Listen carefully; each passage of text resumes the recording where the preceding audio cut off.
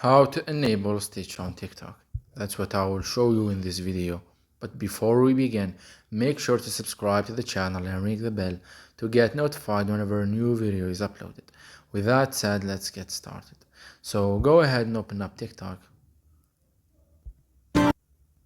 And once you do that, click on the profile icon at the bottom right.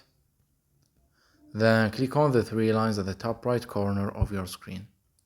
Then click on Settings and Privacy. And here, from the account section, click on privacy and then scroll down to the interaction section, and from there click on Stitch. Now, as you can see, the hook and stitch with your videos option is set to only me. So in order for you to turn on and allow Stitch on TikTok, you can select the first or second option. But keep in mind, as TikTok tells you, others may not be able to stitch with the videos that you don't allow in your videos privacy settings.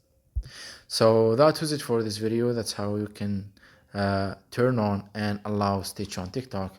If you have any questions, please leave them in the comment section down below. With that said, see you in the next video.